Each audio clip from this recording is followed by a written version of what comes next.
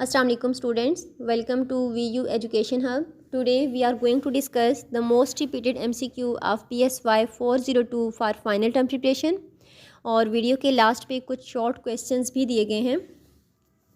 Video आपने last तक देखनी है and if you find this video helpful please do subscribe my channel and share it with your friends. हम अपनी video start करते हैं and our first question is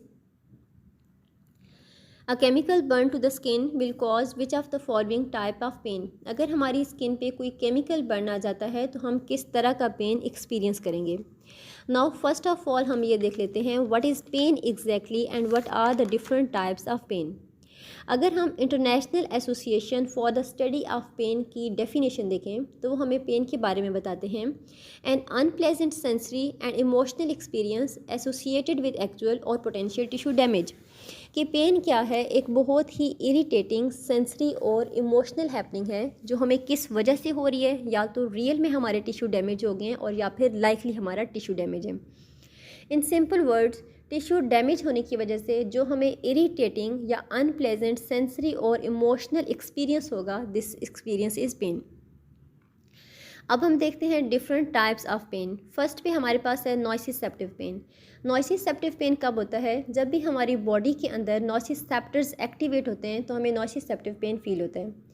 now the question is, हमारी body के अंदर नॉइसिसेप्टर्स किस टाइम एक्टिवेट होंगे? जब भी हमारी बॉडी को स्फीयर प्रेशर मिलता है, स्फीयर हीट मिलती है, स्फीयर कोल्डनेस मिलती है, लाइक टेम्परेचर एक्सट्रीम से हमारा एक्सपोजर हो रहा है या केमिकल बर्न मिलता है, तो उस टाइम हमारे नॉइसिसेप्टर्स एक्टिवेट हो जाएंगे and due to activation of these nociceptors we will feel nociceptive pen.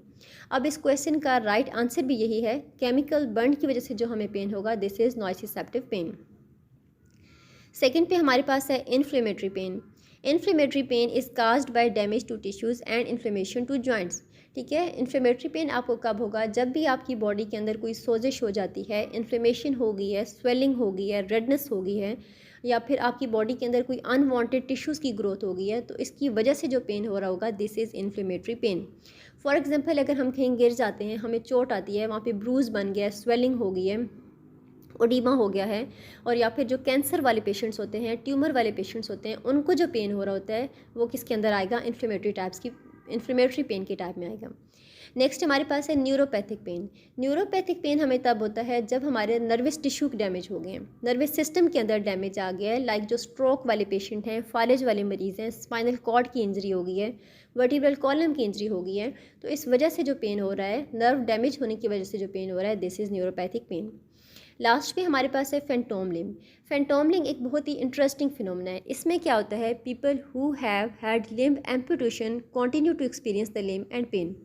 ऐसे लोग जिनकी लिम्ब एम्पुटेशन हो चुकी है, लाइक जो डायबिटीज़ वाले पेशेंट होते हैं, अगर सम टाइम उन्हें बाजू में इन्फेक्शन हो गया है, टांग में इन्फेक्शन हो गया है, और अगर वो इन्फेक्शन ठीक ना हो रहा हो, इन्फेक्शन एक्सटेंड हो रहा हो, तो हम क्या करते हैं, समटाइम्स लिम्ब को एम्पुटेशन कर देते हैं, उनकी लिम्ब को रिमूव कर देते हैं, लिम्ब को काट देते हैं। या अगर किसी का एक्सीडेंट हो गया है, उसकी वजह से उसकी लिम्ब एम्पुटेशन करना पड़ गई है, तो लोगों को क्या फ़ील होता है कि उनकी लिम्ब उनकी बॉडी के साथ है, और इवन दो उन्हें इस लिम्ब के अंदर पेन भी फील हो रहा होता है। तो इस फिनोमेना को हम लिम्ब एम्पुटेशन कहते हैं, कि पीपल एक्सपीरियंस कर रहे हैं कि उनकी लिम्ब उनकी बॉडी के साथ है और उस लिम्ब में उनको पेन भी फील हो रहा है। नेक्स्ट हमारे पास है question number 2, which of the following species has 10 million और फैक्ट्री रिसेप्टर्स। तो ह्यूमन्स के अंदर 10 मिलियन और फैक्ट्री रिसेप्टर्स हैं। ऑप्शन बी इस क्वेश्चन का राइट आंसर है। नेक्स्ट हमारे पास है question number 3, which of the following type of food trigger the automatic rejection response in the body. अच्छा, जो स्वीट कंपाउंड्स होते हैं इनका हमारी बॉडी के अंदर ऑटोमेटिक एक्सेप्टेंस रिस्पॉन्स होता है, लेकिन जो बिटर कंपाउंड है इनका हमारी बॉडी में ऑटोमेटिक रिजेक्शन रिस्पॉन्स होता है। और इस ऑटोमेटिक रिजेक्शन रिस्पॉन्स की ये रीज़न है ताकि बॉडी को बचाया जा सके फ्रॉम द हार्मफुल सब्सटेंसेस, क्योंकि मोस्टली जो बिटर कंपाउंड्स होते हैं वो पॉइजनस होते हैं। For example poison, strychnine, arsenic, cyanide, ये सब क्या हैं? हार्मफुल सब्सटेंसेस हैं। लेकिन इसमें आपने एक बात याद रखनी है, not all bitter foods are dangerous. ऐसा नहीं है कि जितने भी बिटर फूड्स होंगे वो डेंजरस हैं, बल्कि कुछ बिटर फूड्स को हम रूटीनली यूज़ भी कर रहे हैं। नेक्स्ट हमारे पास है question number 4, memorising list of nonsense syllables was practice by. List of nonsense syllables practice की है हरमन एबेंग्विस ने। मेमोरी प्रोसेसेस पे इन्होंने स्टडी किया है। ऑप्शन ए इस क्वेश्चन का राइट आंसर है। एल्बर्ट बेंडूरा ने ऑब्जर्वेशनल लर्निंग पे बहुत ज़्यादा काम किया है। इन्होंने हमें थ्योरी ऑफ ऑब्जर्वेशनल लर्निंग दी है, जिसके अकॉर्डिंगली हम लर्न करते हैं चीज़ों को ऑब्ज़र्व करने से, उनकी मॉडलिंग से। थर्ड पे हमारे पास पेवलोव का नाम है। Pavlov is the founder of classical conditioning. Last पे हमारे पास B.F. स्किनर है। B.F. Skinner is the founder of operant conditioning. तो ये सब नाम आपको याद होने चाहिए और ये कॉमन से इनके काम है, ये भी आपने याद रखना है क्योंकि इसको हम रिपीटेडली साइकोलॉजी में पढ़ते आ रहे हैं। नेक्स्ट हमारे पास क्वेश्चन नंबर 5 है, which psychologist is most famous for his law of effect. Law of effect हमें एडवर्ड थॉर्नडाइक ने दिया है। ऑप्शन बी इस क्वेश्चन का राइट आंसर है। और वैसे आपको थोड़ी सी अंडरस्टैंडिंग होनी चाहिए, लॉ ऑफ इफ़ेक्ट हम किसे कहते हैं। लॉ ऑफ इफ़ेक्ट का मतलब है behaviour which are followed by positive consequences are likely to be repeated and behaviour which are followed by negative consequences are less likely to be repeated. ऐसे behaviour जिनके end पे हमें कोई positive regard मिले, उन बिहेवियर्स को हम बार बार रिपीट करते हैं, और ऐसे बिहेवियर जिसके एंड पे हमें कोई नेगेटिव रिगार्ड मिले, हम उसको बार बार रिपीट नहीं करते हैं। एक सिंपल एग्जांपल आप इसके ये ले लें, अगर हम एग्ज़ाम में हार्ड वर्क करते हैं और हमें A ग्रेड मिलता है, तो नेक्स्ट सेमेस्टर में भी हम हार्ड वर्क करेंगे ताकि हमारा A ग्रेड आए। ऑन द अदर हैंड अगर हम हार्ड वर्क कर रहे हैं और हमारा F ग्रेड आ जाता है, तो नेक्स्ट क्या होगा, हम डीमोटिवेटेड हो जाएंगे और नेक्स्ट टाइम हम हार्ड वर्क करना ही छोड़ देंगे कि हमें एंड पे कोई पॉजिटिव कॉन्सिक्वेंसेज तो मिलना नहीं है, तो इसलिए हम हार्ड वर्क नहीं करते हैं। नेक्स्ट हमारे पास है question number 6, cognitive map is fill in the blank picture of the physical environment. Cognitive map होती है, एक मेंटल पिक्चर होती है हमारी फिजिकल सराउंडिंग की। हमारे पूरे माइंड में एक इमेज सेव होता है अपनी फिजिकल सराउंडिंग का। इसकी एग्जांपल इन्होंने दी हुई है, a driver going home from work में use shortcut and challenging route due to cognitive map. अगर हम घर जा रहे हैं और रास्ते में कोई स्ट्राइक वगैरह है, तो हम क्या करते हैं, डिफरेंट शॉर्टकट्स के ज़रिए से कोई रूट चेंज करके अपने घर में चले जाते हैं। मीन्स दिस के जो हमारा फिजिकल इन्वायरमेंट है उसकी एक कंप्लीट पिक्चर हमारे माइंड के अंदर सेव है। This is all about cognitive map. Next हमारे पास है क्वेश्चन नंबर 7। क्वेश्चन नंबर 7 है हमारा, heat receptors are fill in the blank time less common than cold receptor. Heat receptor हमारे 3.5 टाइम लेस कॉमन होते हैं देन कोल्ड रिसेप्टर। नेक्स्ट हमारे पास है question number 8, what term is applied to the random reappearance of a behaviour after extension. ऐसा behaviour जो एक दफ़ा ख़त्म हो गया है, अगर वो दोबारा से रीअपीयर होगा तो उसे हम क्या कहेंगे, इसको हम स्पॉन्टेनियस रिकवरी कहते हैं। और जो बाकी टर्म्स हमारे पास दी गई हैं, जनरलाइजेशन क्या है, हैबिचुएशन क्या है, चेनिंग क्या है, ये भी आपको अंडरस्टैंडिंग होनी चाहिए क्योंकि ये शॉर्ट क्वेश्चंस में भी आ सकते हैं। स्पॉन्टेनियस रिकवरी तो हमने देख लिया, ऐसा बिहेवियर जो एक दफ़ा हमारा ख़त्म हो चुका है, अगर वो दोबारा से रीअपीयर हो जाए तो उसे हम स्पॉन्टेनियस रिकवरी कहते हैं। अब इसकी एग्जांपल आप ऐसे देख लें, हमने पेवलोव का एक्सपेरिमेंट हमें याद है, उसमें क्या होता है कि जब भी बेल की साउंड बजती है तो साथ में डॉग को फूड सर्व किया जाता है। तो अब क्या करता है डॉग, जब भी बेल बजेगी वो सेलिब्रेशन स्टार्ट कर देगा, फूड को एक्सपेक्ट करना शुरू कर देगा क्योंकि उसे पता है कि बेल की साउंड के साथ उसको फूड मिलना है। लेकिन अगर कुछ वीक्स के बाद आप बेल बजाएं और साथ में फूड सर्व करना छोड़ दें तो क्या होगा, डॉग का जो रिस्पॉन्स होगा वो ख़त्म हो जाएगा। अब वो बेल के साथ फूड को एक्सपेक्ट नहीं करेगा, सेलिब्रेशन नहीं करेगा। लेकिन अगर आपने कुछ मंथ्स के बाद दोबारा से बेल की आवाज़ के साथ में फूड सर्व करना शुरू कर दिया है, बेल बजती है और आप फूड देते हैं, तो डॉग का रिस्पॉन्स, सेलिब्रेशन का रिस्पॉन्स जो ऑलरेडी ख़त्म हो चुका था वो दोबारा से रीअपीयर हो जाएगा। अब वो दोबारा से बेल की साउंड के साथ फूड को एक्सपेक्ट करना शुरू कर देगा और सेलिब्रेशन स्टार्ट कर देगा, तो उसका बिहेवियर जो रीअपीयर हुआ है, this is spontaneous recovery. Generalisation क्या होता है, the tendency to respond in a same way to different but similar stimuli. इसमें हम क्या करते हैं कि एक जैसी स्टिमुलाई को जो कि थोड़ी डिफरेंट होती हैं, एक ही वे में रिस्पॉन्ड करना स्टार्ट कर देते हैं। फॉर एग्जांपल एक ऐसी इसमें इन्होंने एग्जांपल दी हुई है, एक गर्ल है जो कि अफेयर्ड है अ फरी कैट से। तो अब क्या होता है, पहले वो जस्ट फरी कैट से उसको डर लगता था, लेकिन आहिस्ता आहिस्ता क्या हुआ, वो जिस भी फरी एनिमल को देखती है तो उसको डर लगना शुरू हो जाता है। मीन्स उसका जो रिस्पॉन्स था, ये जो बिहेवियर था, वो उसने जनरलाइज कर दिया है। तो इसको क्या है, ये जनरलाइजेशन की एग्जांपल है। नेक्स्ट हमारे पास हैबिचुएशन है। हैबिचुएशन क्या होता है, a decrease in behaviour response when a stimulus is presented repeatedly. जब एक ही आपको स्टिमुलस बार बार दी जाए, बार बार आपसे उसको एक्सपोजर करवाया जाए, तो फिर क्या होता है, आपका बिहेवियर रिस्पॉन्स कम हो जाता है। इसको हम हैबिचुएशन कहते हैं। फॉर एग्जांपल अगर आप कोई थ्रिलिंग ड्रामा देखते हैं, कोई हॉरर मूवी देखते हैं, तो जब हम फर्स्ट टाइम देख रहे होते हैं तो हमारा इमोशनल एक्सपीरियंस ज़्यादा होता है, ठीक है। अगर हम फर्स्ट टाइम कोई हमने हॉरर मूवी देखी है तो हमें सही वाला डर लग रहा होगा, लेकिन अगर बार बार हम वो मूवी देखें तो आहिस्ता आहिस्ता क्या होगा, हमारा इमोशनल रिस्पॉन्स जो होगा वो डिक्रीज़ होता चला जाएगा। तो ये हैबिचुएशन है। इसकी एवरीडे एग्जांपल आप एक और ले सकते हैं। जिस तरह अगर हम एक कोई परफ्यूम फ़र्स्ट टाइम यूज़ करते हैं तो हमें उसकी स्मेल ठीक से फील होती है, लेकिन अगर हम उस एक परफ्यूम को सेवरल वीक्स के लिए यूज़ करें, सेवरल मंथ्स के लिए यूज़ करें, तो हमें उस परफ्यूम की स्मेल नहीं आएगी। तो ये क्या है, हैबिचुएशन है, क्योंकि हम उसके यूज़ टू हो गए तो हमें वो फील नहीं होगा। लास्ट पे हमारे पास चेनिंग है। चेनिंग क्या है, is the process of adding small behaviour together to create a large complex and more sophisticated behaviour. Chaining में हम क्या करते हैं, छोटे छोटे बिहेवियर्स को ज्वाइन करते हैं, कंबाइन करते हैं एक मोर सोफिस्टिकेटेड बिहेवियर बनाने के लिए, ज़्यादा कॉम्प्लेक्स बिहेवियर बनाने के लिए। फॉर एग्जांपल, अगर आपने किसी को बताना है कि शू लेसेस किस तरह से टाई करते हैं, आप किसी छोटे बच्चे को गाइड कर रहे हैं, तो आप उसको स्टेप बाय स्टेप सारे प्रोसेसेस बता रहे होगे, सारे एक्ट्स आप उसको बताते हो जो हम शू लेसेस को टाई करने में करते हैं। तो ये हमारा चेनिंग की एग्जाम्पल है। ये सब टर्म्स आपने याद रखनी है, विद एग्जांपल्स आपको आनी चाहिए, इसकी अंडरस्टैंडिंग आपको हो, ताकि एग्जाम में आपके लिए कोई इशू ना हो। नेक्स्ट हमारे पास क्वेश्चन नंबर 9 है, steps of observational learning include all of the following except. अच्छा, ऑब्जर्वेशनल लर्निंग का क्या मतलब है? ऑब्जर्वेशनल लर्निंग मीन्स हम दूसरों के बिहेवियर को देख के उससे लर्न करते हैं। तो इसमें हमारे 4 स्टेप्स इन्वॉल्व होते हैं। फर्स्ट पे हमारे पास आता है अटेंशन। अटेंशन मीन कि हम किसी के बिहेवियर को देखते हैं, फोकस करते हैं, उस पर अटेंशन देते हैं।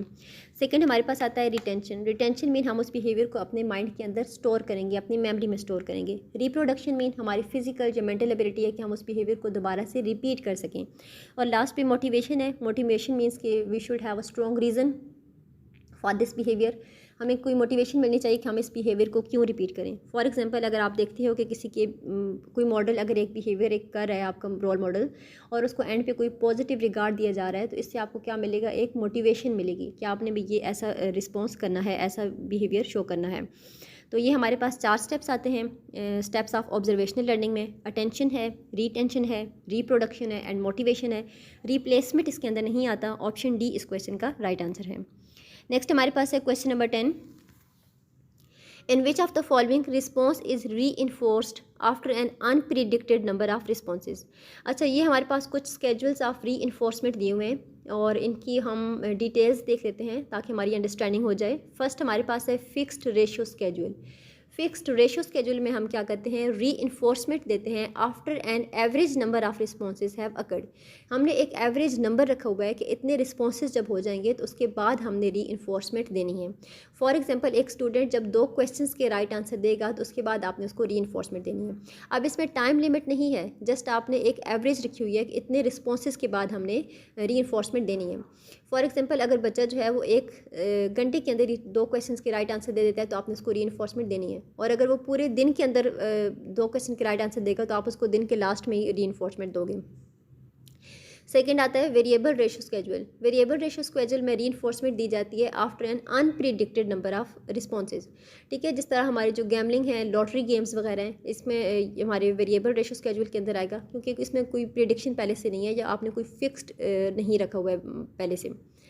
फिक्स्ड इंटरवल स्केड्यूल में क्या कहते हैं कि हम एक टाइम लिमिट फिक्स कर लेते हैं कि इतने टाइम के बाद हमने री इन्फोर्समेंट देनी है। जिस तरह हम कहते हैं कि हमने मंथली सैलरी देनी है, या हम कहते हैं कि आपने मंथली OER वगैरह देनी है। तो ये किस में आएगा, फिक्स्ड इंटरवल स्केड्यूल के अंदर आएगा।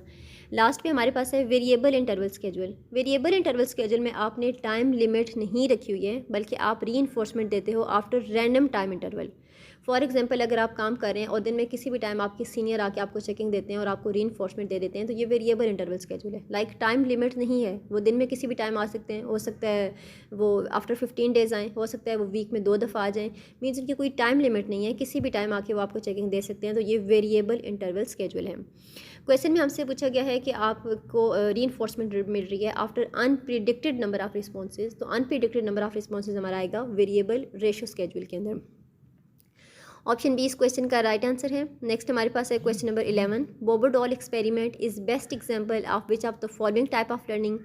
बोबोडॉल एक्सपेरिमेंट हमारी ऑब्जर्वेशनल लर्निंग की टाइप में आता है। ये एक्सपेरिमेंट हमें एल्बर्ट बेंडूरा ने दिया है, जिसमें एक उनकी वो बोबोडॉल, इनका एक टॉय था जिसको वो प्री स्कूल चिल्ड्रंस के पास लेके गए थे। 2 ग्रुप्स में उन्होंने डिवाइड कर लिया। एक ग्रुप को उन्होंने बोबोडॉल दिखाई जिसमें वो उसके साथ अच्छी तरह से ट्रीट कर रहे थे, और उन बच्चों ने फिर लास्ट में यही लर्न किया कि ये हमारी फ्रेंड है, हमें इसके साथ अच्छे से ट्रीट करना है। जब कोई दूसरा ग्रुप था उसमें वो बोबोडॉल को पास लेके जाकर उसको मारना शुरू कर देते हैं, एग्रेसिव बिहेवियर के साथ शो करते हैं।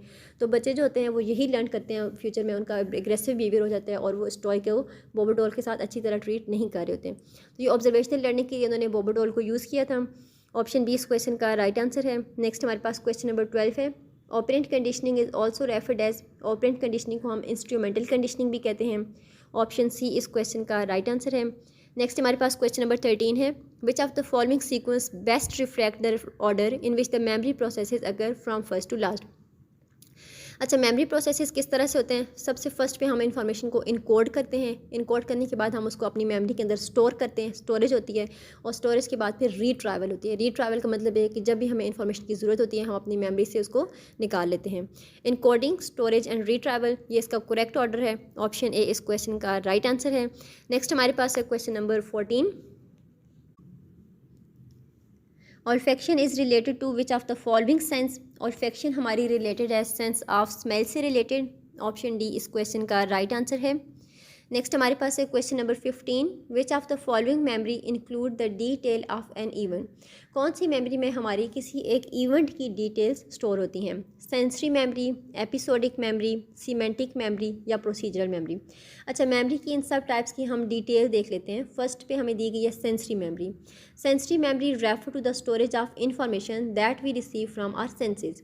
सेंसरी मेमोरी में हमारी वो वाली इंफॉर्मेशन स्टोर होती है जो हम अपने सेंसरी ऑर्गन से लेते हैं। ठीक है, जिस तरह हमने कोई चीज़ देखी है, सीइंग अ बर्ड, या हमने कुछ ट्रैफिक का हॉर्न सुना है, तो ये हमारी सेंसरी मेमोरी में इंफॉर्मेशन स्टोर होगी। और ये जो सेंसरी मेमोरी में हमारी इंफॉर्मेशन स्टोर होती है वो बहुत ही लिमिटेड टाइम पीरियड की होती है, लाइक फॉर 1 to 5 सेकेंड। उसके बाद इंफॉर्मेशन क्या होगी, या तो आगे शॉर्ट टर्म मेमोरी से के बाद लॉन्ग टर्म मेमोरी में चली जाएगी, और या फिर यहीं पे डीके हो जाएगी। एपिसोडिक मेमोरी, सीमेंटिक मेमोरी और प्रोसीजरल मेमोरी, ये तीनों जो मेमोरी की टाइप्स हैं ये लॉन्ग टर्म मेमोरी की सब टाइप्स के अंदर आती हैं। अब हम इनकी डिटेल्स देखते हैं। एपिसोडिक मेमोरी में कौन सी इन्फॉर्मेशन होगी? एपिसोडिक मेमोरी के अंदर होती है इंफॉर्मेशन स्टोर होती है किसी भी एक इवेंट से related. Involve the ability to learn, store and retrieve information about recent और पास्ट इवेंट। ठीक है, मतलब ये कि अगर आपके माइंड में किसी भी एक इवेंट की डिटेल्स सेव हैं तो ये हमारी एपिसोडिक मेमोरी में आएगा। For example, memory of a dinner with friend. अगर आपकी कोई मेमोरी है अपने फ्रेंड के साथ डिनर अटेंड किया है, या आपकी किसी फ्रेंड की बर्थडे पार्टी की मेमोरी आपके माइंड में सेव है, आपने कहाँ पे बर्थडे पार्टी सेलिब्रेट की थी, आपके कौन कौन से फ्रेंड्स थे, क्या आपकी इमोशनल फीलिंग्स थी, सब कुछ ये जो इवेंट से रिलेटेड आपकी मेमोरी होगी वो एपिसोडिक मेमोरी में आएगी। सीमेंटिक मेमोरी में आता है describe are organised knowledge about the world including the recollection of ideas, concepts and fact commonly regarded as general knowledge. अब सीमेंटिक मेमोरी में हमारी इंफॉर्मेशन होती है किसी भी जनरल नॉलेज के बारे में, फैक्ट्स के बारे में। जो हमारी मेमोरी होती है वो सीमेंटिक मेमोरी में आएगी। फॉर एग्जांपल, हमें कोई मैथमेटिकल फार्मूलाज याद हैं, कोई अलजेब्रिक फार्मूलाज याद हैं, या कोई फेमस हिस्ट्रिकल डेट्स वगैरह हमें याद हैं, तो ये सब हमारी सीमेंटिक मेमोरी में आएगा। प्रोसीजरल मेमोरी हमारी होती है refer to storage of information about how to perform task और स्किल्स। प्रोसीजर मेमोरी ये है कि हमने किसी भी एक प्रोसीजर को, किसी भी एक टास्क को, किसी भी स्किल को किस तरह से परफॉर्म करना है। For example, we know how to ride a bicycle, we know how to ride a car. तो ये जो स्किल्स को परफॉर्म करना, ये टास्क को परफॉर्म करने वाली मेमोरी है, वो हमारी प्रोसीजरल मेमोरी के अंदर आएगी। क्वेश्चन हमसे पूछा गया है कौन सी मेमोरी में हमारी इवेंट्स की डिटेल स्टोर होती हैं, तो ये हमारा आता है एपिसोडिक मेमोरी के अंदर। ऑप्शन बी इस क्वेश्चन का राइट आंसर है। नेक्स्ट हमारे पास है question number 16। The top down processes depend on. अच्छा, टॉप डाउन प्रोसेसेस जो होते हैं ये हमारे डिपेंड करते हैं पास्ट नॉलेज एंड एक्सपेक्टेशंस पे। इस पर हम नेचर ऑफ परसेप्शन की डिटेल देख लेते हैं कि हम किस तरह से चीज़ों को परसीव करते हैं, उनके बारे में अपना माइंडसेट करते हैं या आइडिया लेते हैं। There are following 2 ways of making sense of stimuli, कि हमें कोई स्टिमुलाई मिली है उसको हम किस तरह से परसीव करेंगे, 2 तरीक़ों से करेंगे, या तो बॉटम अप प्रोसेसिंग होगी और या फिर टॉप डाउन प्रोसेसिंग होगी। बॉटम अप प्रोसेसिंग में क्या होता है, We allow the stimuli itself to shape our perception without any preconceived idea. Bottom up processing में हमें उस stimuli के बारे में पहले से कोई भी आइडिया नहीं है, वो बिल्कुल हमारे लिए न्यू है। जैसे ही हमें stimuli मिलेगी हम उस stimuli के अकॉर्डिंगली उसको परसीव करेंगे। लेकिन जो टॉप डाउन प्रोसेसिंग होती है, in this we use our background knowledge and expectation to interpret what we see. Top down processing में क्या करते हैं कि जो हमारा प्रायर नॉलेज होता है, जो हमारा पास्ट नॉलेज होता है, उसको हम यूज़ करते हैं और उस नॉलेज को यूज़ करते हुए हम उस स्टिमुलाई को परसीव करते हैं। फॉर एग्जांपल, अगर आपको लाइफ में पहले कभी कोई इंजेक्शन लगा है और आपको स्वेयर वाला पेन हुआ था, और अब आपको दोबारा जब इंजेक्शन लगता है तो मे बी आपको उस टाइम ज़्यादा पेन ना हो, लेकिन आप उस स्टिमुलाई को इस तरह से ही परसीव करोगे कि नहीं, मुझे तो बहुत स्वेयर पेन हुआ है। लाइक ये कि आपने उस स्टिमुलाई को परसीव करने के लिए अपने पास्ट नॉलेज को यूज़ किया, तो this is top down processing. और बॉटम अप प्रोसेसिंग में क्या है कि आपके पास कोई पास्ट नॉलेज नहीं है, बल्कि जो न्यू वाली आपको स्टिमुला मिलेगी जस्ट उसी के ज़रिए से आप अपनी परसेप्शन बना रहे होते हो। नेक्स्ट हमारे पास है question number 17, which term is applied to random reappearance of a behaviour after extension, कि आपका एक ऐसा बिहेवियर जो एक दफ़ा ख़त्म हो चुका था अगर वो दोबारा से रीअपीयर होता है तो इसको हम स्पॉन्टेनियस रिकवरी कहते हैं। ऑप्शन ए इस क्वेश्चन का राइट आंसर है। इसकी डिटेल्स हम देख चुके हैं, जनरलाइजेशन क्या है, हैबिचुएशन क्या है, चेनिंग क्या है, विद एग्जाम्पल हम ऑलरेडी एक स्लाइड में डिस्कस कर चुके हैं। नेक्स्ट हमारे पास है question number 18,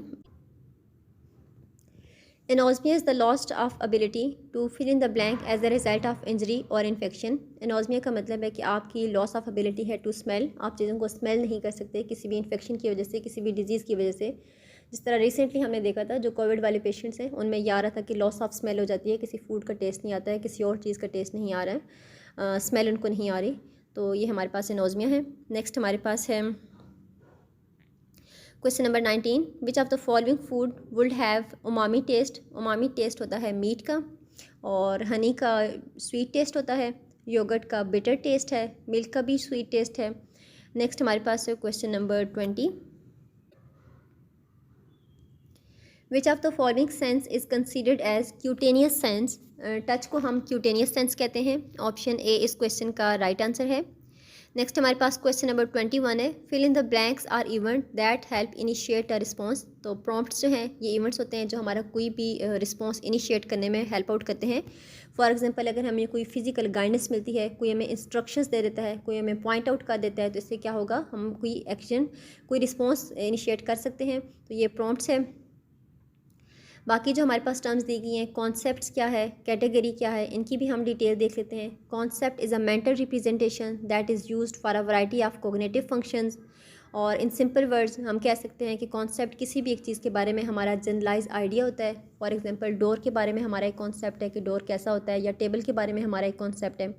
category is a set of object sharing same essential features, for example birds, furniture etcetera. Category में क्या होता है कि ऐसे ऑब्जेक्ट्स जो एक जैसे फीचर्स शेयर कर रहे हो हम उनको एक कैटेगरी में डाल देते हैं। फॉर एग्जांपल हम बर्ड्स की एक कैटेगरी बना देते हैं कि कोई भी ऐसी चीज़ जो फ्लाई कर सकती है, जिसके विंग्स हैं, उसको हम बर्ड कहते हैं। तो इससे क्या होता है, हमारी चीज़ों की कम्प्लेक्सिटी कम हो जाती है। ये हमने देख लिया क्या कॉन्सेप्ट क्या है, कैटेगरी क्या है, प्रॉम्प्ट्स क्या हैं। नेक्स्ट हमारे पास क्वेश्चन नंबर 22 है, braille is language used by which of the following persons. तो ब्रेल लैंग्वेज यूज़ करते हैं ब्लाइंड पर्सन। ऑप्शन डी इस क्वेश्चन का राइट आंसर है। नेक्स्ट हमारे पास है question number 23, tumour cell cause which of the following type of pain. तो ये भी हमने पहले डिस्कस कर लिया, पेन की डेफिनेशन क्या है, डिफरेंट टाइप्स ऑफ पेन भी हमने डिस्कस कर लिए। अगर हमें ट्यूमर सेल्स हैं तो इसकी वजह से जो हमें पेन हो रहा होगा वो इन्फ्लेमेटरी पेन की टाइप में आएगा। ऑप्शन डी इस क्वेश्चन का राइट आंसर है। नेक्स्ट हमारे पास क्वेश्चन नंबर 24 है, classical conditioning is based on the work of which of the following. ये भी हम डिस्कस कर चुके हैं। क्लासिकल कंडीशनिंग के फाउंडर पैवलोव हैं। एल्बर्ट बेंडूरा ने बोबो डॉल पे एक्सपेरिमेंट कंडक्ट किए हैं। Observational theory of observational learning इन्होंने हमें दी है। BF स्किनर, इनका स्किनर बॉक्स, इन्होंने इस पर एक्सपेरिमेंट किया था and he is the founder of operant conditioning. Pavlov हमने देख लिया, founder of classical conditioning. And John B Watson is the founder of behavioural school of psychology. ये सब नाम आपने याद रखने हैं और ये काम आपको आई होप आपको याद होंगे, क्योंकि साइकोलॉजी में हम इनको रिपीटेडली पढ़ते रहते हैं। नेक्स्ट हमारे पास क्वेश्चन नंबर 25 है, one of the characteristic of explicit memory is that it operates. अच्छा, एक्सप्लिक्ट मेमोरी के फीचर्स हम देख लेते हैं। एक्सप्लिक्ट मेमोरी क्या होती है, ये हमारी लॉन्ग टर्म मेमोरी की सब टाइप है। Explicit memory refer to memory with awareness, it require you to consciously recall information. Explicit memory हमारी वो है जिसको हम कॉन्शियसली खुद से रिकॉल करने की कोशिश करते हैं। फॉर एग्जांपल अगर हमने कोई डेट्स याद करनी है, कोई हिस्ट्रिकल डेट्स वगैरह हमने याद करनी है, या अगर हमने कोई मैथमेटिकल फार्मूला याद करना है तो हम उसको कॉन्शियसली अपनी मेमोरी से रिट्राइव करने की कोशिश कर रहे होंगे, तो ये हमारा एक्सप्लिक्ट मेमोरी में आएगा। और ये मेमोरी मोस्टली डिक्लेरेटिव होती है। डिक्लेरेटिव मीन्स कि इसमें हम कोई सिमेंटिक नॉलेज वगैरह हमने देखना होता है, या किसी इवेंट वगैरह की मेमोरी को हमने रिकॉल करना है, तो वो एक्सप्लिक्ट मेमोरी में आएगा। और ये हमारा क्वेश्चन का राइट आंसर कॉन्शियसली है। एक्सप्लिक्ट मेमोरी की ये कैरेक्टरिस्टिक है कि ये ऑपरेट करती है on the principle of consciously. Next हमारे पास है question number 26, Edward C Tolman is the pioneer of fill in the blank process in learning. इसका राइट आंसर हमारे पास कोग्निटिव है। He is the founder of cognitive process in learning. Next हमारे पास है question number 27, fill in the blank are the smallest unit of language that have a definable or a grammatical function. अच्छा, ये जो हमारे पास terms दी गई हैं, phoneme क्या है, मॉर्फीम क्या है, सीमेंटिक क्या है, ये हम देख लेते हैं। ये कंपोनेंट्स ऑफ वर्ड हैं। कंपोनेंट ऑफ वर्ड्स में हमारे पास डिफरेंट टर्म्स आती हैं। फर्स्ट पे हमारे पास है फोनेम। फोनेम क्या है? Is the shortest segment of speech that if change the meaning of word. Phoneme एक वो स्मॉल से स्मॉल यूनिट है वर्ड का कि अगर हम उसको चेंज कर दें तो पूरे उसके मीनिंग ही चेंज हो जाते हैं। For example bit, bat, bid, इसमें अगर हम एक ज़रा सी भी चेंजेस करेंगे तो पूरा वर्ड का मीनिंग चेंज हो जाएगा। इसको हम फोनेम कहते हैं। मॉर्फीम्स क्या होते हैं? These are the smallest unit of language that have a definable or a grammatical function. For example अगर हम टेबल देखें तो इसमें 2 मॉर्फीम है। सिमिलरली अगर हम बेड रूम्स देखें तो इसमें 2 मॉर्फीम्स हैं, बेड एंड रूम्स। लास्ट पे हमारे पास सीमेंटिक दिया गया है। सीमेंटिक का मतलब होता है मीनिंग ऑफ वर्ड्स और सेंटेंस। इस क्वेश्चन का राइट आंसर हमारा ऑप्शन बी है। डिफाइनेबल वर्ड और ग्रामेटिकल फंक्शंस जो होगा वो हमारा मॉर्फीम्स के अंदर आता है। नेक्स्ट हमारे पास क्वेश्चन नंबर 28 है, recalling that April 1964 is the date on which Shakespeare was born would be an example of. तो ये इसकी एग्जाम्पल होगी सीमेंटिक मेमोरी की, क्योंकि इसमें हम कोई डेट वगैरह याद करना चाह रहे हैं, हिस्ट्रिकल डेट्स को याद करना, ये हमारे सीमेंटिक नॉलेज के अंदर आता है। नेक्स्ट हमारे पास है question number 29, which structure of working memory is responsible for holding limited number of sounds for limited time. अच्छा, ये हमें दिया गया है Alan Baddeley's model of working memory. Alan Baddeley के अकॉर्डिंगली हमारी वर्किंग मेमोरी के 4 कंपोनेंट्स होते हैं। ठीक है, he claim there are 4 components of working memory. अच्छा, जो इन्होंने पहले मॉडल दिया था उसके 3 कंपोनेंट्स थे, phonological loop, visual spatial sketch pad and central executive. Episodic buffer उन्होंने बाद में इसके अंदर इंक्लूड किया था। फोनोलॉजिकल लूप क्या है? It deals with the auditory information. ये हमारी जो ऑडिटरी इन्फॉर्मेशन होगी, जो हियरिंग से रिलेटेड इन्फॉर्मेशन है, इसको डील कर रहे हैं। फोनोलॉजिकल लूप को हम फर्दर 2 में डिवाइड करते हैं, phonological store and articulatory processes. Phonological store क्या करेगा? होल्ड्स वर्ड्स वी हियर, और जो आर्टिकुलेटरी प्रोसेसेस होगा, it allow us to repeat word in a loop. Second पे हमारे पास आता है visual spatial sketch pad. Visual spatial क्या करेगा? जो हमारी विजन की मेमोरी होगी उसको स्टोर करता है। Store the hold visual and spatial information. For example हमें ये याद है, location of a park car और route from home to grocery store, ये किस में आएगा? विजुअल स्पेटियल स्केच पैड के अंदर आता है। मीन्स आपको इसमें कंप्लीट अपनी विजुअल मेमोरी भी याद है और साथ में आपको उसकी लोकेशन भी आपके माइंड में एक पूरा मैप बना होता है। सेंट्रल एग्जीक्यूटिव क्या करता है? It is a flexible system responsible for the control and regulation of cognitive processes. और सेंट्रल एग्जीक्यूटिव का ये काम है कि ये जो हमारी इररेलेवेंट इन्फॉर्मेशन होती है उसको सप्रेस कर देता है। एपिसोडिक बफर एक ब्रिज के तौर पर काम कर रहा है, provides a bridge between working memory and long term memory. तो ये सब जो इसके 4 कंपोनेंट्स हैं ये आपने याद रखना है। फोनोलॉजिकल लूप किसके साथ डील कर रहा है, विजुअल स्पेटियल स्केच पैड किसके साथ डील कर रहा है, सेंट्रल एग्जीक्यूटिव का क्या काम है, एपिसोडिक बफर का क्या काम है, और ये कंप्लीट हमने डिस्कस कर लिया Alan Baddeley model of working memory. Question था हमारा responsible for limited number of sounds को कौन डील कर रहा है? तो ये हमारा फोनोलॉजिकल लूप इस क्वेश्चन का राइट आंसर है। नेक्स्ट हमारे पास है question number 30, who among the following is founder of behavioural school of psychology. तो इसको भी हमने पहले डिस्कस कर लिया, John B Watson, JB Watson है हमारे founder of behavioural school of psychology. Next we have question number 31, proprioception refer to the ability to sense the position of body and limbs. Option B इस question का right answer है। Next हमारे पास question number 32 है, the process of adding small behaviour together to create a more sophisticated behaviour is called. तो ये चेनिंग की definition हमें दी गई है कि जिसमें हम छोटे छोटे बिहेवियर्स को एडअप करते हैं, उनको टुगेदर करते हैं एक मोर कम्प्लेक्स बिहेवियर बनाने के लिए, ज़्यादा सोफिस्टिकेटेड बिहेवियर बनाने के लिए। और इसकी एग्जाम्पल भी हमने डिस्कस कर ली थी कि किस तरह एक बच्चे को हम गाइड करते हैं कि शू लेसेस को आपने टाई करना है, स्टेप बाय स्टेप सारे प्रोसेस बताने के बाद। नेक्स्ट हमारे पास क्वेश्चन नंबर 33 है, who among the following is founder of operant conditioning. Operant conditioning के फाउंडर हैं BF Skinner. Option D is the right one. Question number 34 है, which of the following is not a type of long term memory.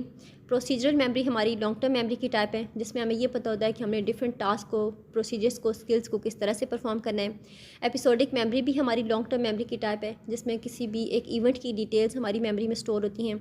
और semantic memory भी हमारी long term memory की type है, जिसमें हमें चीज़ों की डिटेल्स याद होती हैं, फैक्ट्स याद होते हैं, हमें जनरल नॉलेज याद होता है, कोई हिस्ट्रिकल डेट्स वगैरह हमें याद हैं। Syntax memory long term memory की टाइप में नहीं आता। ऑप्शन डी इस क्वेश्चन का राइट आंसर है। नेक्स्ट हमारे पास है question number 35। Each taste bud contain fill in the blank taste cell. तो हर टेस्ट बड के अंदर 50 to 100 टेस्ट सेल्स होते हैं। Option A is the right one. Next we have question number 36।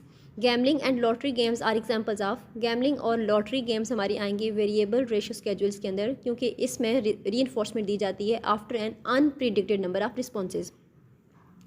जो हमारा फिक्स्ड रेशो स्केड्यूल है उसमें तो आपने नंबर ऑफ़ रिस्पॉन्सेज फिक्स्ड रखे हुए होते हैं कि इतने जब नंबर ऑफ़ रिस्पॉन्सेज हमें मिलेंगे तब हमने रीइंफोर्समेंट देनी है। वेरिएबल रेशो स्केड्यूल में कोई आपने पहले से प्रिडिक्शन नहीं दी हुई है, आपने फिक्स्ड नहीं रखा हुआ है कि इतने रिस्पॉन्सेज के बाद या इतने टाइम पीरियड के बाद हमने रीइंफोर्समेंट देनी है। इसमें क्या होगा, अनप्रिडिक्टेबल नंबर के बाद आपको रीइंफोर्समेंट मिल रही है, तो ये वेरिएबल रेशो स्केड्यूल है। फिक्स्ड इंटरवल स्केड्यूल में आप एक टाइम लिमिट रख लेते हैं, फॉर एग्जांपल आपने मंथली रिवॉर्ड देने हैं या आपने वीकली रिवॉर्ड देने हैं। जबकि जो वेरिएबल इंटरवल स्केड्यूल है इसमें कोई टाइम लिमिट नहीं है, किसी भी टाइम आप चेकिंग दे के आप उनको रीइंफोर्समेंट दे सकते हैं। नेक्स्ट हमारे पास क्वेश्चन नंबर 37 है। Which of the following species is 300 to 10,000 time more sensitive to odour than human. इसका राइट आंसर डॉग्स है। Option B is the right one. Next हमारे पास क्वेश्चन नंबर 38 है। Memory about your first day at a new job will be an example of. अगर हमारी first day at new job की जो मेमोरी है वो एक इवेंट से रिलेटेड है ना, कि पूरी हमें उसकी डिटेल याद होगी, तो ये हमारा एपिसोडिक मेमोरी की एग्जांपल में आएगा। नेक्स्ट हमारे पास क्वेश्चन नंबर 39 है। Types of learning include. Types of learning हम किस तरह से चीज़ों को लर्न करते हैं। इंट्यूशन के ज़रिए से हम लर्न करते हैं, इनसाइट के ज़रिए, सोर्स नॉलेज के ज़रिए, ट्रायल एंड एरर के ज़रिए से हम लर्न करते हैं। मीन्स हम एक दफ़ा अटैम्प्ट करते हैं, फेल होते हैं, फिर दोबारा से हम करते हैं, ट्राइंग सोल्यूशन यूजिंग इंटेलिजेंस। और मॉडलिंग के ज़रिए से भी हम लर्न करते हैं, दूसरों की हम इमिटेशन करते हैं, कॉपी करते हैं। ऑल ऑफ द अबव इस क्वेश्चन का राइट आंसर है। नेक्स्ट हमारे पास क्वेश्चन नंबर 40 है। Pavlov received Nobel prize for medicine. इन्होंने मेडिसिन में नोबेल प्राइज़ रिसीव किया था 1904 में। ऑप्शन सी इस क्वेश्चन का राइट आंसर है। नेक्स्ट हमारे पास क्वेश्चन नंबर 41 है। The conversion of physical energy to another form, इसको हम कहते हैं ट्रांसफॉर्मेशन। ऑप्शन बी इस क्वेश्चन का राइट आंसर है। नेक्स्ट हमारे पास क्वेश्चन नंबर 42 है। Which of the following does not cause nociceptive pain. Nociceptive pain हमने पढ़ा था, उस टाइम हमें फील होता है जब भी हमारी बॉडी के अंदर नॉइसिसेप्टर्स एक्टिवेट हो जाएंगे। और नॉइसिसेप्टर्स तब एक्टिवेट होते हैं जब हमें स्फीयर हीट मिलती है, स्फीयर कोल्डनेस मिलती है, स्फीयर प्रेशर मिलता है, या कोई केमिकल बर्न होता है।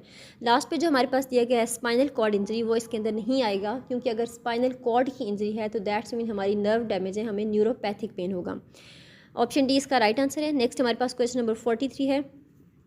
The braille alphabet consist of raised dots in 2 to 3 matrix पे ये कंसिस्ट कर रहा होता है, और ये ब्लाइंड पर्सनस के लिए लैंग्वेज यूज़ की जाती है।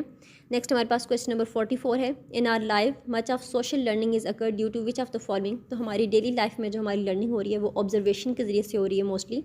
Option C is the right one. Next we have question number 45।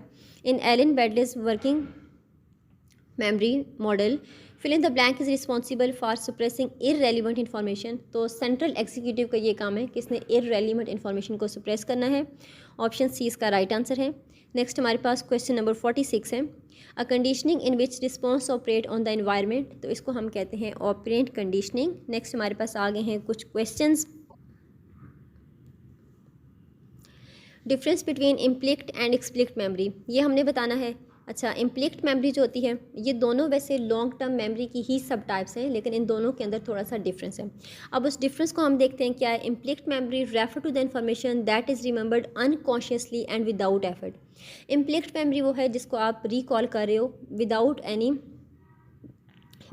Effort, या अनकॉन्शियसली आप उसको रिकॉल कर रहे हो।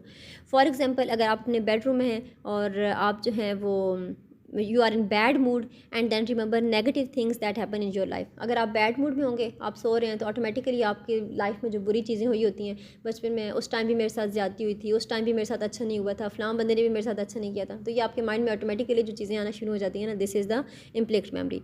और जो इम्प्लिक्ट मेमोरी होती है ये यूजुअली नॉन वर्बल होती है, और इसके अंदर आपकी प्रोसीजरल मेमोरी भी आती है। जिस तरह आपने डिफरेंट टास्क को कैसे परफॉर्म करना है, डिफरेंट स्किल्स को कैसे परफॉर्म करना है, ये इम्प्लिक्ट मेमोरी में आएगा। और इमोशनल होती है and this is semantic based. On the other hand, अगर हम एक्सप्लिक्ट मेमोरी को देखें, refer to memory with awareness, इसमें हम इंफॉर्मेशन को कॉन्शियसली रिकॉल करने की ज़रूरत होती है। जिस तरह से अगर हमने कोई डेट्स वगैरह याद करनी है, कोई हमने मैथ्स का फार्मूला याद करना है, कोई हमने लिस्ट में आइटम याद करना है, और जो एक्सप्लिसिट मेमोरी होगी ये मोस्टली वर्बल होगी और ये डिक्लेरेटिव होती है। लाइक इसमें इवेंट्स या फैक्ट्स वगैरह की डिटेल्स आती हैं, और ये सीमेंटिक नॉलेज इसमें होता है, जिस तरह से general knowledge of the world. तो ये दोनों का डिफरेंस आपने याद रखना है। नेक्स्ट हमारे पास लॉ ऑफ इफ़ेक्ट है। लॉ ऑफ इफ़ेक्ट को हमने एमसीक्यू में वैसे डिस्कस किया था पहले। लॉ ऑफ इफ़ेक्ट क्या होता है? Is a basic law of learning that state that behaviour that lead to satisfying outcome are likely to be repeated. ऐसा बिहेवियर जिसके लास्ट पे हमें कोई सेटिस्फैक्ट्री रिजल्ट मिले, उस बिहेवियर को हम बार बार रिपीट करेंगे। Whereas behaviour that lead to undesired outcome are less likely to reoccur. और ऐसा बिहेवियर जिसके लास्ट पे हमें कोई ज़्यादा अच्छा रिस्पॉन्स ना मिले, हम उसको दोबारा से रिपीट नहीं करेंगे। ये हमें लॉ ऑफ इफ़ेक्ट दिया था थॉर्नडाइक ने। और इसकी एग्जांपल क्या है? If you work hard and then receive a promotion you will be more likely to continue to put in more effort for work. अगर आपने हार्ड वर्क किया है और आपको प्रमोशन मिलती है, आपका रैंक अप हो जाता है, तो आप क्या करोगे? कॉन्टीन्यूसली ज़्यादा मेहनत करना शुरू कर दोगे। ऑन द अदर हैंड, अगर आप बहुत अच्छा काम कर रहे हैं और आपको प्रमोशन नहीं मिलती, आपके साथ वाली कुलीग को प्रमोशन मिल जाती है जिसने हार्ड वर्क नहीं किया था, तो इससे क्या होगा? अब आप अपना बिहेवियर टोटली चेंज कर देंगे। ओके, ये सब है लॉ ऑफ इफ़ेक्ट के बारे में। नेक्स्ट हमारे पास है ट्रीटमेंट ऑफ फोबियाज़। फोबियाज़ की आपने कैसे ट्रीटमेंट करनी है? फोबियाज़ क्या होते हैं? फोबियाज़ इज़ लाइक आपको एक्सट्रीम फियर होता है किसी भी एक सिचुएशन का, किसी भी एक ऑब्जेक्ट से रिलेटेड। और ट्रीटमेंट ऑफ फोबियाज़ हम किस तरह से कर सकते हैं? काउंटर कंडीशनिंग से कर सकते हैं। Type of therapy based on principle of classical conditioning that attempt to replace bad और unpleasant emotional response to a positive one. या हम सिस्टेमिक डिसेंसिटाइजेशन के ज़रिए से कर सकते हैं फोबिया का ट्रीटमेंट। सिस्टेमिक डिसेंसिटाइजेशन का क्या मतलब है? कि आपने उस पर्सन को ग्रेजुअली उस ऑब्जेक्ट से एक्सपोज करवाना है जिससे उसको फियर है। फॉर एग्जांपल, अगर एक पर्सन को कैट से बहुत ज़्यादा डर लगता है, तो आपने क्या करना है? आपको फर्स्ट ऐसे ही नहीं कि आप जाके कैट उसके हैंड में पकड़ा दो, ऐसे तो उसको ज़्यादा एक्सट्रीम फियर होगा। आपने क्या करना है? पहले उसको कैट्स की स्टोरीज़ वगैरह सुनाओ। कैट्स की स्टोरीज़ आपने सुनाई, आहिस्ता आहिस्ता उसका फियर खत्म हुआ। फिर आपने कैट्स की मूवीज़ उसको दिखानी है। कैट्स की मूवीज़ दिखा ली, फिर उसके बाद आप प्रैक्टिकली कैट्स के पास लेके जाओ। फिर आपने नेक्स्ट क्या करना है कि आपने कैट को उसको देना है कि आप इसको एज अ पेट रख लो। तो आहिस्ता आहिस्ता जब आप किसी फियर प्रोवोकिंग ऑब्जेक्ट से उसका एक्सपोजर करवाते रहोगे, तो उसका फियर कम हो जाएगा। सिस्टेमिक डिसेंसिटाइजेशन ये है। और इन डेप्थ काउंसलिंग आपने करनी है। डिटेल में आप काउंसलिंग करोगे तो इससे भी इसकी आप फोबिया को कम कर सकते हो, फियर को कम कर सकते हो। और इसके अलावा आपने सोशल सपोर्ट देनी है। ये कुछ ट्रीटमेंट ऑफ फोबियाज़ की टेक्ट्स हैं। नेक्स्ट हमारे पास स्टेप्स ऑफ ऑब्जर्वेशनल लर्निंग है। ऑब्जर्वेशनल लर्निंग क्या है? कि जिसमें हम दूसरों के बिहेवियर को ऑब्ज़र्व करके उससे लर्न करते हैं। इसमें हमारे पास 4 स्टेप्स इन्वॉल्व होते हैं। फर्स्ट पे अटेंशन है। अटेंशन का मतलब ये है कि आपने मॉडल्स बिहेवियर पे अटेंशन देनी है, कंसंट्रेट करना है, फोकस करना है। सेकंड पे रिटेंशन है। रिटेंशन का मतलब ये है कि आपने उस बिहेवियर को अपने माइंड के अंदर, अपनी मेमोरी के अंदर स्टोर करना है। रिप्रोडक्शन का मतलब है कि आपकी फिजिकल और मेंटल एबिलिटी होनी चाहिए उस बिहेवियर को रिपीट करने की, रिप्रोड्यूस करने की। एंड मोटिवेशन क्या है? The observer must have a reason to reproduce the model's behaviour. Motivation means कि आपको कोई ना कोई एक ऐसी मोटिवेशन मिलनी चाहिए, कोई रीज़न मिलनी चाहिए कि आप ये बिहेवियर क्यों फॉलो करो। फॉर एग्जांपल, आप देखते हैं कि model behaviour could be seen as having reinforcing consequences. आप ये देखते हो कि जो मॉडल्स का बिहेवियर है, जो रोल मॉडल आपने रखा हुआ है, उसको तो सब बहुत अप्रिशिएट करते हैं। तो वो अप्रिसिएशन से आपको क्या मिलेगी? मोटिवेशन मिलेगी कि ठीक है, मैं भी ये बिहेवियर रिपीट करता हूँ ताकि मुझे भी अप्रिसिएशन मिल सके। तो ये हमारे पास है स्टेप्स ऑफ ऑब्जर्वेशनल लर्निंग। ये आपने याद रखने हैं। सम टाइम वो कह देते हैं इनको इनलिस्ट करें, और कभी इनकी डिटेल्स भी आ जाती है, तो ये आपको 1 लाइन इनकी डिटेल याद होनी चाहिए। नेक्स्ट हमारे पास है self determination theory. Self determination theory क्या कहती है? Is a social psychological framework that explain how different types of motivation affect our day to day wellbeing and decision. कि किस तरह जो हमारी डिफरेंट टाइप्स ऑफ मोटिवेशन है वो हमारी डे टू डे वेलबींग को अफेक्ट कर रही होती हैं। फॉर एग्जांपल, इसमें उन्होंने ये बताया हुआ है कि जो इंट्रिंसिक मोटिवेशन है, जो हमें इंटरनली मोटिवेट कर रही होती हैं, जो हमारे अंदर से, ज़मीर के अंदर से हमें आवाज़ आ रही होती है, these are the more effective and longer lasting than extrinsic reward for healthy behaviour and job satisfaction, practising religion and academic success. इसमें ये कह रहे हैं कि जो आपके एक अंदर से मोटिवेशन मिलेगी वो ज़्यादा लॉन्ग लास्टिंग होती है और वो ज़्यादा हेल्पफुल होती है जॉब सेटिस्फेक्शन के लिए, रिलीजियस प्रैक्टिसेस को फॉलो करने के लिए, as compare to extrinsic motivation. बाहर से अगर आपने किसी ने आपको 2-4 बातें सुना दी तो उसका इफेक्ट आपका 1 घंटे रहेगा, 1 दिन रहेगा, 1 वीक रहेगा। लेकिन अगर आपके अंदर से आवाज़ आई है, आपको इंटरनली मोटिवेशन मिली है, तो वो क्या होगी? ज़्यादा लॉन्गर लास्टिंग होगी। नेक्स्ट हमारे पास क्वेश्चन है प्लेसिबो इफेक्ट। प्लेसिबो इफेक्ट क्या होता है? Is when a person physical और mental health appear to improve after taking a placebo that is dummy treatment. Placebo effect में क्या होता है कि अगर एक पेशेंट को डमी ट्रीटमेंट दिया जाए, मींस एक्चुअल में आप उसको मेडिसिन नहीं दे रहे, बल्कि जस्ट पेशेंट की सेटिस्फेक्शन के लिए आपने क्या दिया कि हमने आपको ये मेडिसिन दी है और उससे उसका पेन रिलीव हो गया, तो this is placebo effect. For example hospital में अगर आप काम कर रहे हैं और अगर आपका एक पेशेंट है जो बहुत ज़्यादा एग्जेजरेट करता है चीज़ों को, बार बार कह रहा है मुझे बहुत स्फेयर पेन हो रहा है, बहुत स्फेयर पेन हो रहा है, तो सम टाइम अगर उसको सिंपल नॉर्मल सिलाइन का इंजेक्शन लगा दिया जाए या सिंपल वाटर डिस्टिल्ड वाटर का इंजेक्शन लगा दिया जाए और उन्हें बता दिया जाए कि हमने आपको बहुत स्ट्रॉन्ग इंजेक्शन लगाया है, बहुत स्ट्रॉन्ग पेन किलर लगाया है, तो पेशेंट का बस जस्ट ये सुन के साइकोलॉजिकल सेटिस्फेक्शन उसको होगी कि नहीं मुझे ट्रीटमेंट मिल गया है, मुझे इंजेक्शन लग गया है, मेरा पेन ठीक हो गया। तो ये प्लेसिबो इफेक्ट आता है कि आपने डमी ट्रीटमेंट दिया, मीन्स आपने एक्चुअल ट्रीटमेंट नहीं दिया, जस्ट डमी ट्रीटमेंट देने से उसका पेन रिलीव हो गया। This is placebo effect. Next we have psychological psychogenic fugue. Psychogenic fugue क्या है? इट इज़ अ सब टाइप ऑफ डिसोसिएटिव इमेंजिया। ये डिसोसिएटिव इमेंजिया की एक सब टाइप है। इसमें क्या होता है, एक पर्सन को अपनी पर्सनल बायोग्राफिकल इंफॉर्मेशन याद नहीं रहती है, combined with unexpected and sudden travel and sometimes setting up a new identity। अच्छा, जो साइकोजेनिक फ्यूज वाले पेशेंट्स होते हैं ये बड़े इंटरेस्टिंग होते हैं। ये क्या होते हैं, इनको अपनी सारी डिटेल्स भूल जाती है। समटाइम ये क्या करते हैं कि ट्रैवल करके किसी और जगह पे चले जाते हैं और वहाँ पे अपनी एक अलग से आइडेंटिटी बना लेते हैं। फॉर एग्जांपल वो जो पर्सन था he was engineer by profession और वो किसी दूसरी जगह पे चला गया, वहाँ पे जाके वो प्रिटेंड करना शुरू कर देगा कि मैं तो डॉक्टर हूँ, मेरा ये बैकग्राउंड है, मेरा ये नाम है। वहाँ पे जाके उसने एक टोटली न्यू आइडेंटिटी बना ली। तो ये साइकोजेनिक फ्यूज के बारे में मोस्टली मूवीज़ ड्रामाज में हम देखते हैं ना, जो इस बेस पे होते हैं। नेक्स्ट हमारे पास है why sense of touch is important. Sense of touch क्यों इम्पॉर्टेंट है? सेंस ऑफ टच हमें इंफॉर्मेशन देती है हमारे इन्वायरमेंट के बारे में और हमें ये प्रोटेक्ट कर रही होती है इंजरी से, और provide and receive comfort, maintain temperature, motivate sexual activity, ये सब काम है हमारी सेंस ऑफ टच के। So this was all about PSY 402 final term preparation. If you like it please do let me know in comment section. मिलते हैं हम अपनी नेक्स्ट वीडियो में। टिल देन टेक केयर, अल्लाह हाफिज़।